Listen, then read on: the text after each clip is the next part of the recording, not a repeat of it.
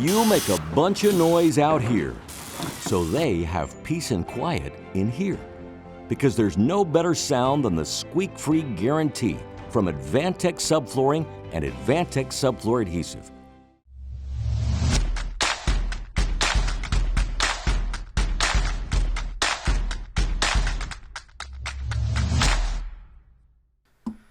I'm Jake Bruton, and welcome to the UnBuild It podcast. Today, I am joined by my co-host, Peter Yost. Morning. And Tim Hill of Reisinger Build. Good morning. And I thought of... Thanks for joining us today, Tim. Sure. And I thought, just now when I was walking back into the studio, of a Mark Twain quote that I like a lot. Cool. That is, it's not what we don't know that gets us in trouble, it's what we know for certain that gets us in... And I'm paraphrasing, obviously. I don't think that he spoke exactly the same way I do. And I had thought, we probably don't need to have Tim introduce himself because people know who he is. I don't know if all of our listeners are going to know who you are. So it's that I know for certain that people know who you are because I know who you are sort of thing. Would you mind introducing yourself, Tim? Well, sure. I mean, I think I've been on a few podcasts with Matt, and Matt's tried to do a good job explaining how we came together and what our relationship is today. But I've been a home builder in Austin for over 40 years and know the market well, know all the builders that build in our market and in our end of the market. But went to University of Texas, went to work for a volume builder in the early 80s and became a custom builder in the mid 80s. Volume builder, that's the first time I've heard that phrase. It's a production builder. I know, it seems so polite when you call it volume builder. Well, production, volume, yeah. Same thing. I like that. It's less insulting than the way I normally view it.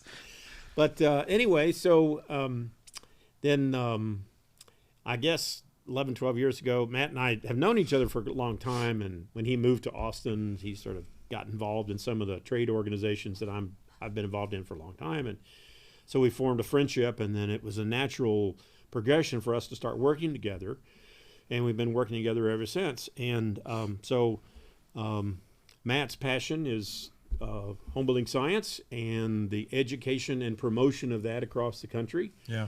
And therefore, I am sort of the R&D end of that formula, and we try to implement all the proper building science products and practices in our home building in the local Austin market relative to our climate zone, relative to the people that we work for, the architects that we build their products. And so that's what I do, is I am the local end of that effort. Okay. And, I walked in this morning past a job site trailer large dehumidifier that you guys use.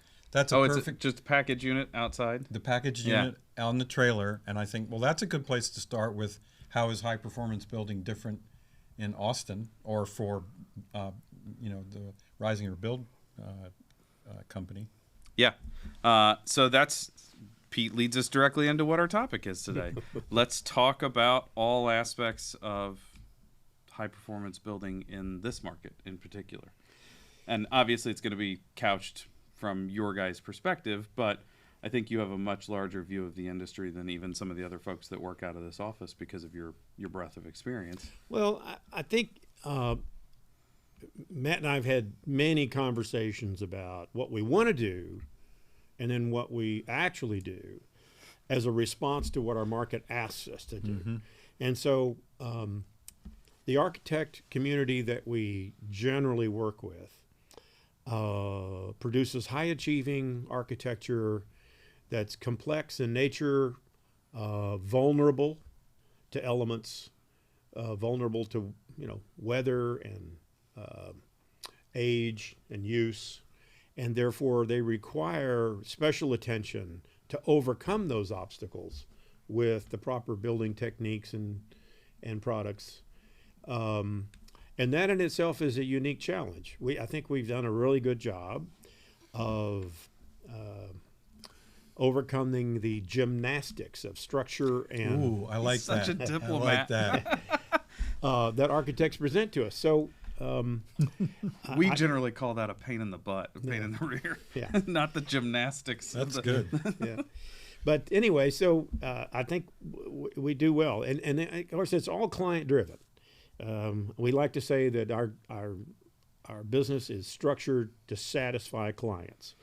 The interesting part is the one way we achieve that is we choose the right clients. Mm-hmm. And so if you understand that your clients' interests are aligned with yours, then it's much easier to satisfy those clients and give them homes that perform well and look beautiful, last forever, etc.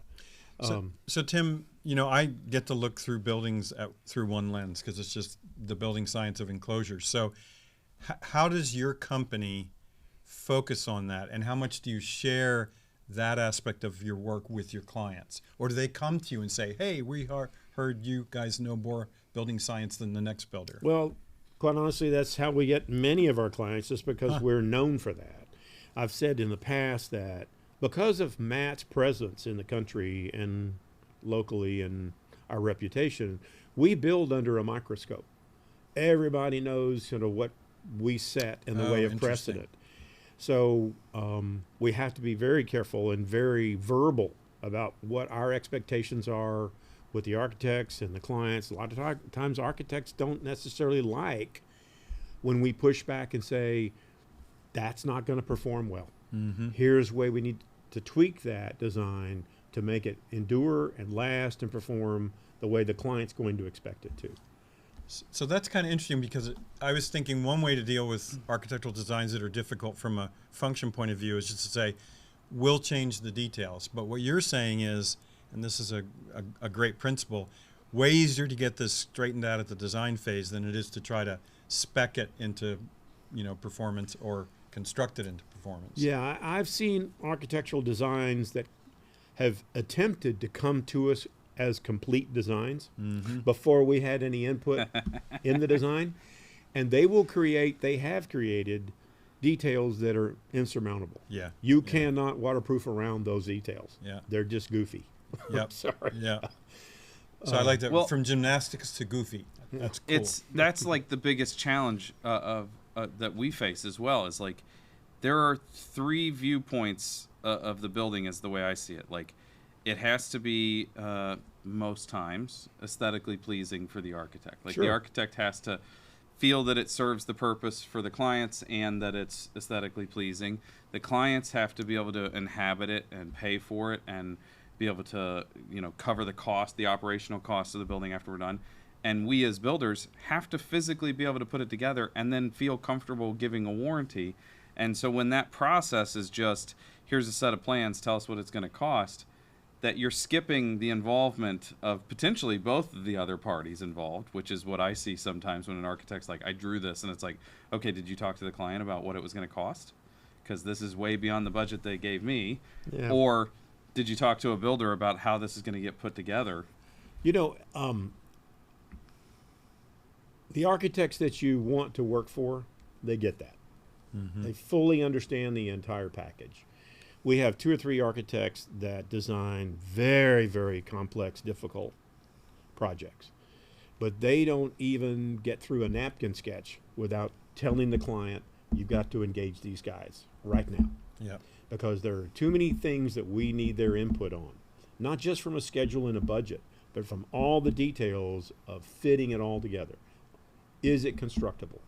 Because they know that left alone, they will design something that's not constructible. Mm-hmm. And that's just because, and it's not a pride thing, they realize they just don't have the experience to know how things fit together the way they do on paper versus in the field. How often, there's a lot of people moving to Austin, right, as a place to live. How often do you get folks coming from really significant different design expectations or climate, and you have to walk them through, well, this is how it's going to work here in Austin? Do you get much of that? Or they bring their architect with them from a location far We got a afield? few of those. We got one right now that is a Miami, Florida, Southern Florida architect who brought some Southern Florida, which isn't, the climate's not a lot different than Austin, a little bit. They don't get some of the colder temperatures we get, but The details are certainly different. Mm-hmm. I mean, it's just a different area, different expectations of what it looks like and how it's supposed to be flashed and waterproof. But we got through that. That's not a problem. When you get a different set of techniques, even like a little bit. you get block foundation in Miami probably Right. rather than a cast foundation Right, here. right. Like there's a lot of that little stuff that even just inside one market is better to have a builder involved. Like, well, my concrete guy's not going to do it like that. He will refuse. So we're going to have to change the plans from the beginning. Right. You know, things and there like was that. a lot of that. The plans morphed substantially once the architect realized the differences in our markets. But we don't get a lot of that, just a little bit. Most of our clients that we get are curators of fine architecture, and they bring with them or select an architect, and the architect refers them to us or some combination of that. And so the team that's assembled in the beginning is a good sound team, and everybody's expectations are usually set properly. Yeah. How much does your company do renovation versus new construction? About half and half. About half and But half. the renovations that we do generally are whole house renovations. Yeah. We don't really, as a policy, want to remodel a home unless we can improve its entire performance. Yeah, that's So you got to reskin it, you got to re-insulate, you got to put on all new air conditioning systems. And so what you're left with is a foundation and a shell. so that That's means that's a very Austin thing to say. He said air conditioning system, not heating Space and conditioning, cooling system. Yeah, it's not just heating and cooling. Conditioning of the space Yeah. is Yeah. a whole envelope of products and systems. Yes. So does that mean you don't do, say, additions, because then you're only controlling what happens in part of the building? Well, I'm not going to say we don't. We Yeah. generally don't. Then We'll do a lot of things for a previous client, or if there's a home that we built 10 years ago and a new client owns, and they knew that we were original builder and they want to hire us to do an addition, sure, we'll do that. But the idea is to walk away from the project when it's finished and be able to assure the client that it will perform to new home standards. That is a good way to put it. I like sitting across the table from Tim every time. he's next to you, by the way. I know. I know you have trouble with geometry and spatial Metaphorically relations. across the table. Oh, okay. Peter. For those of you listening, Peter's correct. He is sitting next to me instead of across. He's not just picking at me. So, what in this market is like what's your like? I guess what I'm trying to say is, what's the one thing that you're like, yeah, they probably don't do that other places, but it's super important to us. Well, not having really built in any other part of the country, I'm limited in my understanding of what the differences are. When we get, just Steve, talking about Steve Basic, Yeah. and I sit across the table and we talk about the differences in Northeastern architecture and performance versus our climate zone. It's very different, and trying to overlay some of ours to his or his to ours is very difficult and creates some challenges. I think you really have to approach it from a climate discrete perspective. This is a safe space, by the way. Steve will not listen to this. We can talk as bad about him as you want. Listen, Steve's one of my best buddies. I'll never talk bad about him unless it's to his face. You know what's really funny about that is that we were talking about his daughter Lexi and how she's with the business now. Yeah. And I've tried a whole bunch of times. Hey Lexi, come on, tell me what it's really like working for your dad. And Steve started laughing. He goes, "She is loyal to the bitter her end. dying breath. Yeah. You'll never get her to Yeah. do that." So you're like his family then. Well, I'd like to think so. Yeah, he and I share a lot of common understanding of what our roles are and Yeah. what good building looks like. I think you touched on something before we began talking that I want to address, and that is how so many builders strive to find that black and white answer to what performance really means. And I've come to the conclusion after many, many years that there is none. I think I said in a recent article I wrote for a client that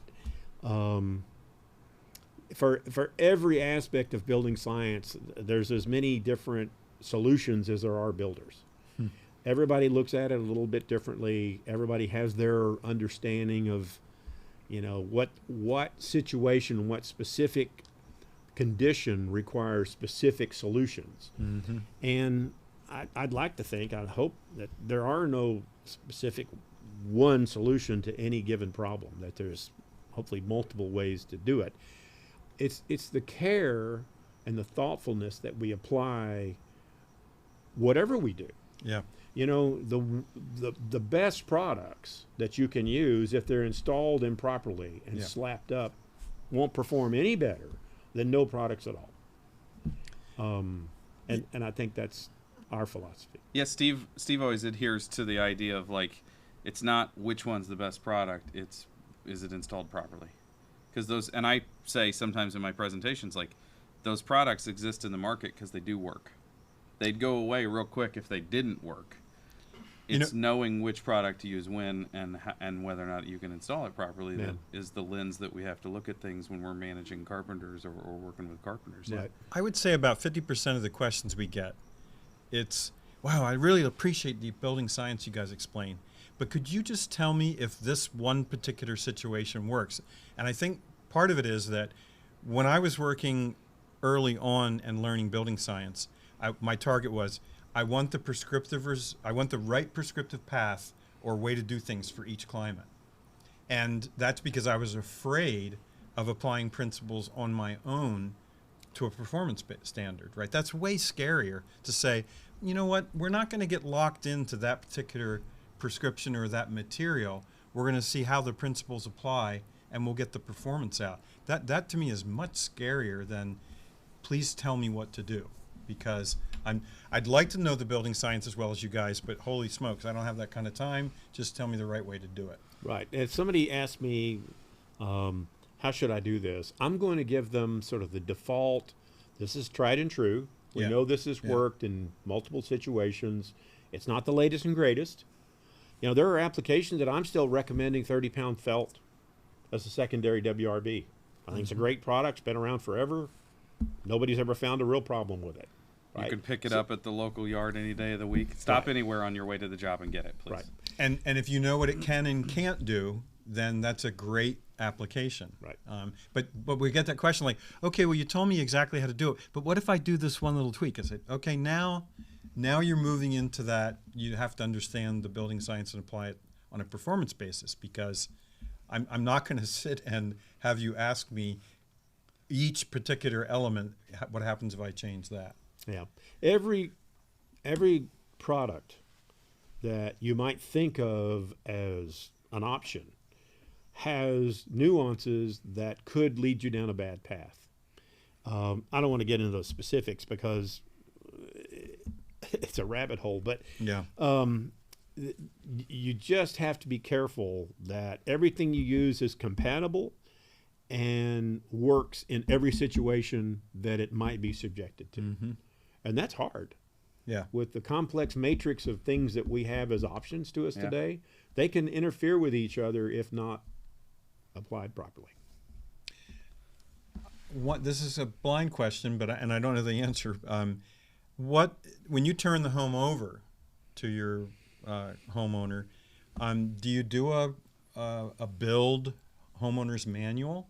Do you give them some way to make sure that the performance that you built in gets honored by the way they work the home? Well, it's a little more complicated, but effectively, we tell clients that we are their customer service entity in perpetuity. Yeah. As long as they don't mind seeing us, we will continue to show up and help them make sure that their home performs to its maximum potential. I just did a thumbs up for those of you who are not watching the video, but that's a great answer, because there's a guy in Martha's Vineyard, John Abrams, South Mountain Company, and he calls them customers for life. Like, if we work for you, we're always there. Hey, customers are our biggest asset. Exactly. Why give away an asset that once you've created this asset, why not keep it, foster it? Because the home itself, and you're monitoring its performance history over time, is a great learning tool. So I just got to give you this real quick anecdote. There's a guy named Dave Mention who was a climber in the area where I was living in Northeast, and he went to work for LLB. Mm-hmm. And he said, yeah, it's a crazy company. I work in research and development. If you send back a pair of LL Bean boots that are totally broken down, we'll give you a brand new pair of boots. Because what could be better than getting our product back to know how it performed over time? And he said, but we'll go you one better. If you thought you bought your boots from LL Bean and they weren't ours, and you send them to us, we'll still send you a new pair of LL Bean boots. Why? The only thing better than knowing how your product worked over time is how your competitor's product worked over time. So it's like it's a mind shift. Like, I'm not afraid to learn what happened with what I did. I'm going to use it to my benefit. That's exactly right. And that's why we do remodeling work, is to learn how homes have performed since they were built. Yeah. Because when you disassemble them, you unbuild them, then you know, That's good. all right, you know what the previous builder contractor did right and what he did wrong. What products. I just recently put a new roof on a house that was there for 30 years, and peeled off the 30-pound felt that was used for the underlayment. The decking looked brand new. Yeah. So another proof that product works in the right condition. But you're right. It's most valuable for us to not just keep the client as a long-term asset, but the home itself. Mm-hmm. Yeah. Even if a home that we built, as I said, or remodeled is owned by subsequent owners, we still want to stay engaged if we can, to whatever extent we can. So our turnover process, and for that matter, our sales pitch, our initial sales pitch, we talk about, we give you a warranty, but we also warranty stupid. Like, if we did something wrong, we want an opportunity to fix it. You paid for us to do it the right way. If we screwed something up, we're going to fix it. And I've kind of always just said it like that, and our team knows it like that. But when you're talking about, we want customers for life, we want to maintain that customer relationship in perpetuity, I had never really considered the idea of like talking to my project managers from that perspective and explaining it. Because then this idea of like, well, we just need to get this job done, we need to get finished up. You're not stopping that relationship when you get it finished up. I have to think that would cause your project managers to look at things slightly different if they're like, this is just finishing the job is a step in the process. We're not actually ending a relationship with those people. And even though I look at it as we're not ending a relationship, I can totally see how my team would be like, once we get done with this, I'll move on to the next job, instead of being like, okay, well, it's just one step in the process of working with these folks. I really like the way that you guys look at that. I had never really considered it like that. Yeah, I mean, that's true of pre-construction as well. We look at projects as three phases: the pre-construction, the construction, and the customer service phase. And so that's just all part of the same project. Mm-hmm. And although we do have different personnel, different people who manage different phases, that pre-construction, construction, and it's all part of the same team. We're a fairly small company. We communicate internally very frequently, very thoroughly. Everybody knows what everybody else is doing. Nobody builds in a silo. And therefore, a given project, when it is substantially complete or when the client takes possession of it, it's just moving to that next phase. And the project manager has to stay engaged to make sure that the system is commissioned, all the systems are commissioned right, the house is punched out right. And that takes a long time, because there's a lot of things we don't know until the client is living there 24 hours a day. Don't tap the table. Oh, sorry. People will get mad at us sorry. if I don't tell you to stop. Yeah, Sorry. Talk with my hands. Doesn't help here. Yeah. But yeah, I think that's the thing. We need the client's input as far as how the house is performing and what the deficiencies might be early on. All part of the learning process, all part of customer service and making them happy. The idea of nobody builds in a silo. We're in the process of instituting what we're calling study abroad. So you get to spend a day working on somebody else's project, on another project manager's project, especially at like core times where it's like, well, they're running through pre-drywall checklists this week, right ahead of the insulators. Like you should go and work with them for a day, and it works. It's going to be more important for us too because we have two offices. We have an office in Columbia, Missouri, and an office in Kansas City. They're 2 hours apart.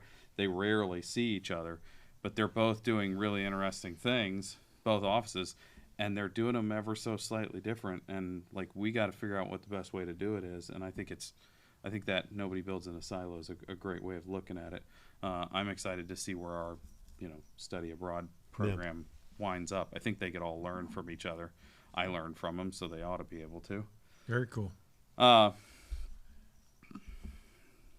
What else, Peter? Well, I drew a blank. I'm fully satisfied. So I think Satiated? Yeah, no, we could circle back to the job site trailer that we mentioned in there and how that fits into high performance. We may as well. We've talked about it before, but you guys have trailer parking on the side of the building. I'm proud that I come and go through the employee entrance when I'm here instead of the front. We're working on a yard, so that stuff will be off in its own. So it won't be chained to a tree outside? Right. Okay. Yeah. We're very lucky that we have just enough space to pull trailers inside, but our rental costs are probably substantially less than your guys. Yeah, we could use triple the warehouse space we have. Just to irritate our listeners that are in larger municipalities, we pay $500 a month for 3,000 square feet. It makes me want to vomit. But you guys have a trailer with a package unit on it outside. We have 3 of those actually. Actually, we have 4 on the job sites. We're renting one from one of our air conditioning contractors. But we strongly believe in 2 things. One, the house needs to be climatized as early in construction as you can, so all the products naturally sort of grow together, shrink together, fit together. Find their equilibrium. That's right. Great way to put it. And we get a lot more productivity from, we had a whole summer of 105 to 110 degree temperatures here. Nobody wants to work. Yeah. Unless they can work in a semi-air conditioned environment inside. And these guys show up. They love working in our houses, and I hadn't thought about that. All day long. It's better for the building, but it's way better for the workers as well. That's pretty cool. And the heat pump package unit, they work great in the wintertime too. Yeah. You don't need it to be 75, 80 degrees inside. You need it to be 55 to 60 degrees inside in the wintertime. So, and a heat pump does that great. And it's funny, I thought it was a dehumidification unit, and it's not. It's just a heat pump. It does remove a lot of the puddles under those trailers. Well, there's a big old condensate line, Yeah. but there's also there's an April. I was surprised to see an April air filtration system on it as well. So it's fully conditioning. Well, it's sucking a bunch of... Well, exactly. I hadn't thought about that. We use a little pre-filter on the inside, just to keep the large media filter in the unit from being able to be changed every week. But that's expensive. Those units cost about $750 a month to service and keep on the site. Mm-hmm. Of course, that's a cost of the That's construction. a rental cost Right. to the client. Right. So They the don't unit mind pays for itself. Because we explain to them that the house will get done quicker and better, and it'll look better, perform better once they move in because it's been conditioned all that time. And they get that. Yep. Yeah. The one out there is a Goodman. Are they all Goodman heat pumps? I think Because they've got a reputation for being not only high performance but pretty resilient. Yeah, I think that they all 3 are. We started with Carrier on the first one that we did, and then they switched to the Goodman.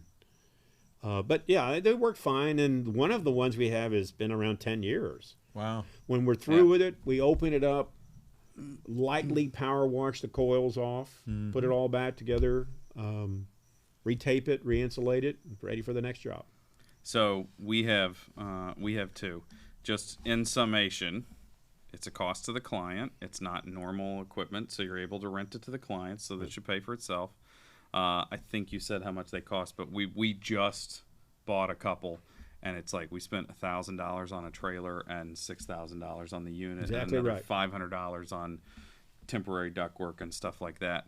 Our security solution is we're just going to park them on the job sites and take the wheels off of them. Like you can't steal a trailer that has funky 10-inch tires if you don't Right. have them already. Right.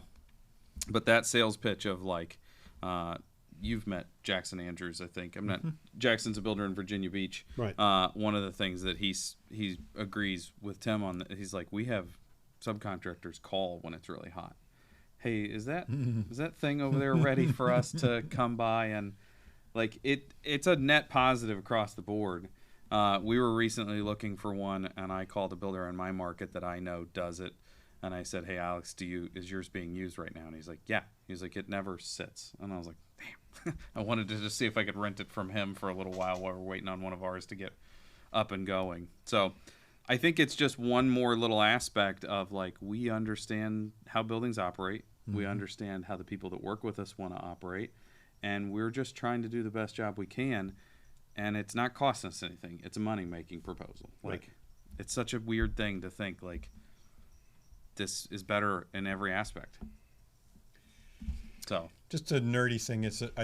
This unit out there is 12 SEER, and I'll bet you the sensible heat ratio is pretty low, which means it's pulling a lot of the latent load out.